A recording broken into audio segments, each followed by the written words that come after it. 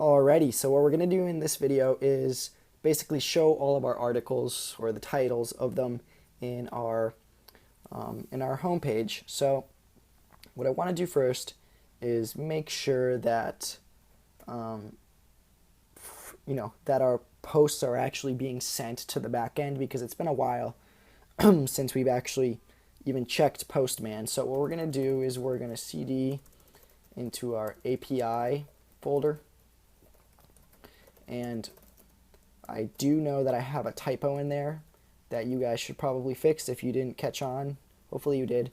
But anyway, I noticed that here, this actually said post because that's just the generic word.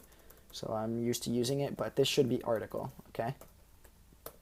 So let's run this server on port 5000, which is where our calls are being made to. Great. And now we can do is open up our browser, and we're going to refresh Postman, and we're going to create a new article, and we're going to say the Big Bang Theory is on the television right now. Okay, because that's actually what's on the TV. My life is very exciting. Big Bang is on. Super stoked. Also, it's election day. It's crazy. All right, we're going to create this. Navigated back to the create article page. Great. To the index page. And what we're going to do later on in the video is make sure that shows here, but that's not done yet. But basically in Postman, let's just see that they worked. And I already created a few, so there we go. ID1, which is one that I had created earlier, and ID2, the Big Bang Theory is on the television. So awesome. Our front end is officially wired up to our back end and sending data over to it, and also hopefully it's getting data from it, and we're going to see that when we try to render all of our posts onto the index page. So let's go back to our editor,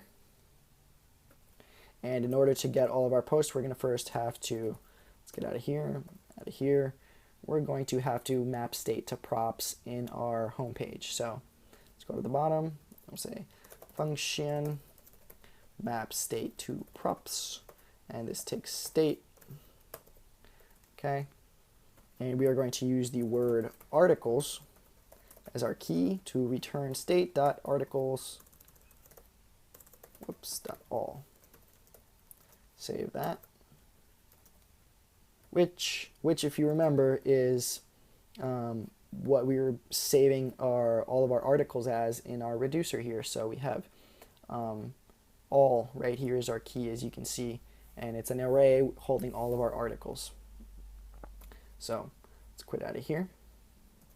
Oh, and by the way, the articles is coming from this reducer here. This is the name of our articles reducer is articles, so that's why we can use articles here, right here. So this is all Redux stuff. Sorry, shouldn't be covering that. And now, since we do have map state to props, we have to add it to our connect map state to props. Great. Now we can use this .props.articles inside of our component.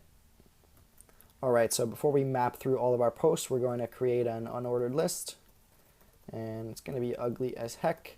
And we're going to create a method later on that loops through them all, but for now we're just going to say this.render, which is the convention, or the render, and we'll say render articles. Cool. So we're going to go up here to the top above our render, and we're going to say render articles, and that's going to return this .props.articles.map, which is an awesome JavaScript method that allows us to basically loop through stuff, and we'll a single article, and we'll go like that, and which will return an li, right? Because an li goes inside an unordered list, and I've got a typo right here. Close that. Li, we got to give it a key. Let's give it the key is going to be article.id.